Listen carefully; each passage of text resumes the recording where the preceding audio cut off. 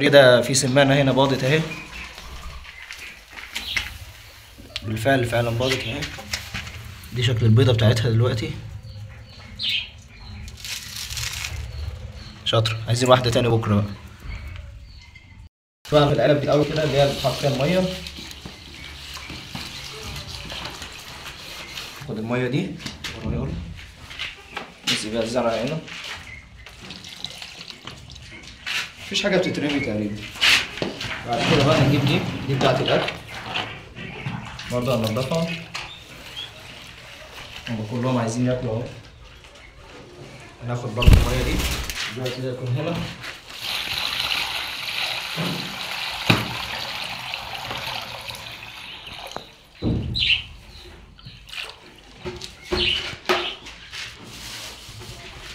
اما دلوقتي بقى فده الاكل اهو. ده كده حاجه زي المستنبت، نحطه مناسب للعصافير ولليمام وللسمان برضو بياكل منه. انا كده اهو. هتلاقوا الطيور كلها بدات تتجمع دلوقتي عليه.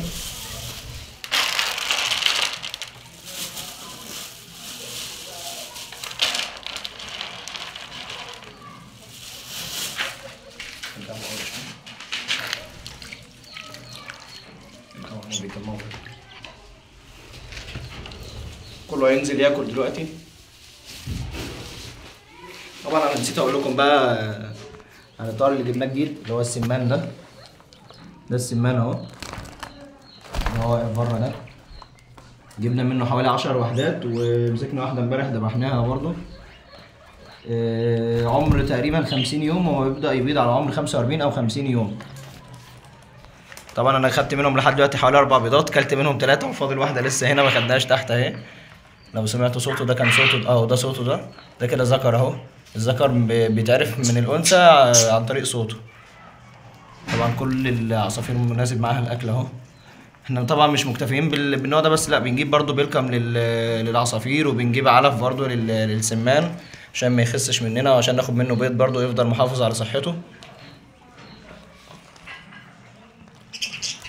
طبعا هو في طيور لسه ما اتجمعتش زي اليمام البلدي، بدأ ياخد على المكان اهو وينزل على الارض ويجي اهو، بس هو لسه برضو خايف الى حد ما مننا. والارض بقى دي كلها كده عايزه افرشها كلها رمله. بعد ما ناكل العصافير واليمام والحاجات دي كلها نبدا بقى نديهم رشه كده عشان يرطبوا على نفسهم. تعالوا انتوا خش كل. روح هنا اهو.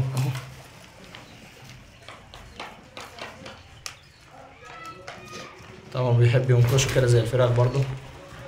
ده اليمام البلدي اهو بدأ ياخد على المكان جامد. طبعا الاول ما كانش بينزل اصلا من فوق خالص، كان بيفضل متشعلق كده زي ما هو هنا.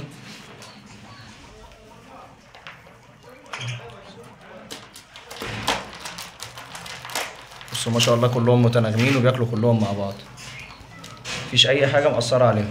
طبعا في كذا حد قال لي ان القوارض ممكن تنقل امراض للطيور دي مع بعضها، يعني مثلا زي الغينيا بيج ده ممكن ينقل امراض للطيور دي. انما هم مع بعضهم مفيش مشكله، انا شايف ان هم مفيش اي مشكله ما بينهم. انما مش عارف نقطه بقى القوارض اللي بتنقل الامراض دي بصراحه ما اتاكدتش منها. ممكن فيما بعد يعني نعزلهم عن بعض، نعزل القوارض تبقى لوحدها كلها، سواء الرات مع الهامستر مع الغينيا بيج يبقى كله مع بعضه عادي. ده لوحدهم، والقسم الطيور بقى يبقى لوحده. ان شاء الله نعمل لهم مكان جديد.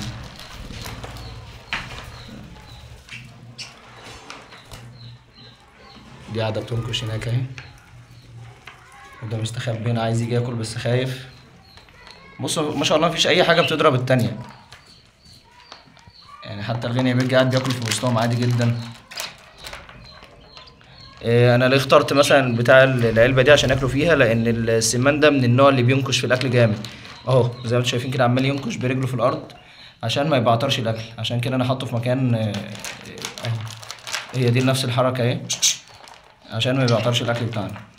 بصوا برضو العصافير ما شاء الله بتحب المستنبت ده قوي. نفس النظام برضو في الغينيا بيج. هنا كده في الحوض اللي هناك ده في سمانه باضت، روح هاتها كده يا محمود البيضه بتاعتهم لسه بيضاها دلوقتي. هاتها كده اوريها شكلها. ده شكل البيضه بتاعتهم اهي. عارف هي باينه، باينه اهي. هي فيها اسود من ده كده، هي اتكسرت تقريبا. بيبقى فيها اسود، يعني ده مش شكل موحد، بيبقى فيه ده اللون القشره العام، وبيبقى متداخل عليها كده اللون الاسود. ده كده ذكر اهو، ده كده الذكر بيحاول يتزوج مع الانثى اللي قدامه. طبعا لسه بقى عندنا صقور، عندنا صقر، وعندنا عقاب فوق، لسه هنوريه لكم، هنوري لكم الغيه اللي حصل فيها بالظبط، والمكان اللي ظبطناه فوق بقى للتصوير بعد كده، واللي هنجيب فيه زرع.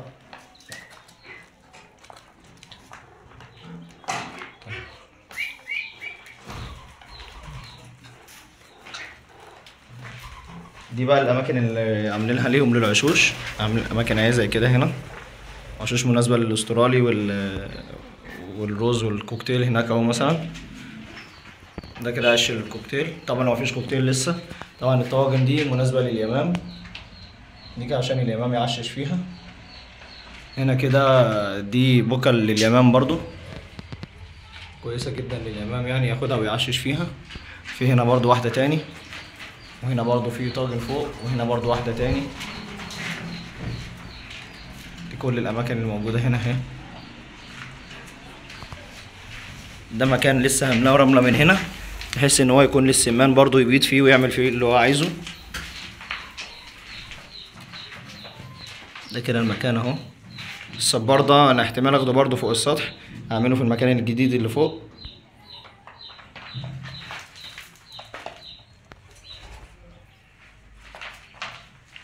دي يمامة رايحة لكيس الأكل هنا، روحي كلي من هناك. طبعا اليمامة دي كانت هربانة برضو، وحد جابها لنا بالصدفة، كانت هربانة مني، ولقيها ورانا ممسوكة ومتبهدلة خالص. طبعا ده ما كانش شكلها خالص في الأول، حتى لو لاحظتوا ديلها لسه قصير بينمو اهو، على عكس الذكر اهو مثلا. بصوا ديله ما شاء الله كبير ازاي. ده قاعد يتشمس ملوش دعوة بينا خالص ده.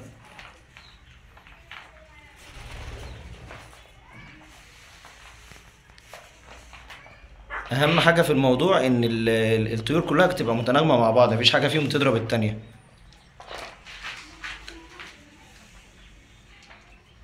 طبعا ده كان في الاول بيجي صيد من بره، بيبقى موجود في الزرع اللي بيبقى فيه قمح وكده، فكانوا بينصبوا الصيادين بينصبوا له شباك ويمسكوه بيه.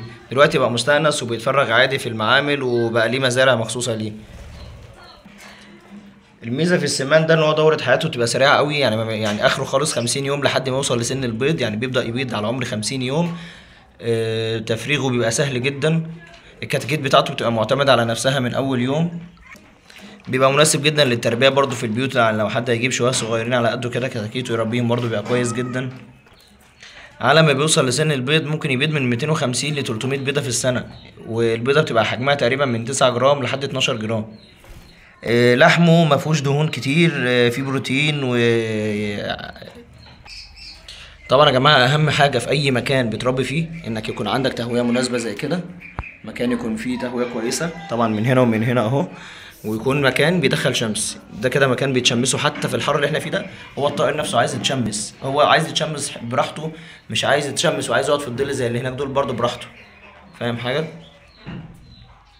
يعني كل طائر واخد حريته، طائر عايز يقعد على الارض براحته، وطائر عايز يطلع فوق برضه براحته كده، كل طائر واخد حريته. معظم الناس بيبقى من فوق رقبتها من كده اهو، تبقى مضروبه من هنا، دي بتبقى الاناث، لان هي عمليه التزاوج الذكر بيبقى ماسكها من راسها من هنا، انما الذكر غالبا زي ده كده. لا دي برضو انثى هي مربوطه من راسها. عايزين نشوف ذكر ذكر ذكر اهو، ده بس ده برضو مش عارف مربوط من راسه. اما كلهم تقريبا مفهومش الا ذكر او ذكرين بس. نطلع نشوف ايه اللي جديد فوق، عشان نشوف ايه اللي جوه، واحط له الميه بتاعته. بسم الله تعالى كده. بسم الله تعالى.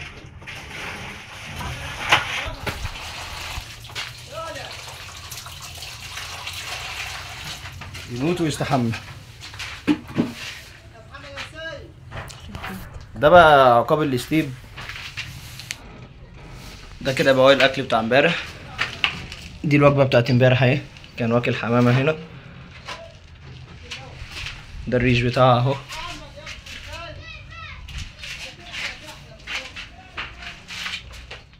هو عايز يستحمى بس مكسوف تقريبا. طبعا هو لسه وحش، فاحنا لسه بنحاول ندهل فيه، بس لسه عاملين له المكان ده اهو. ده كده عبارة عن المكان، حوالي 3 متر في 3 متر. ده كده الدس ده اللي بنلبسه في ايدينا وبنجيبه دعوة وندربه بيه.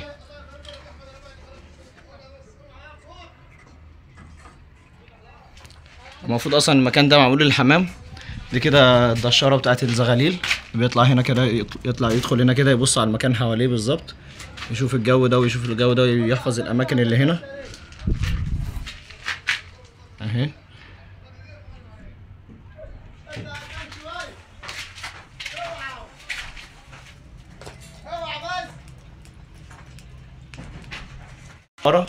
ده كده المارش بتاعه، كتة الريش اللي كلها يطلعها في الفضلات بتاعته اهي. طبعا هو على طول، مش على طول يعني بياكل الوجبه بالريش بتاعه، بس لازم برضه كل فتره وفتره نديله حاجه بريشها عشان الاجهزه بتاعته تشتغل.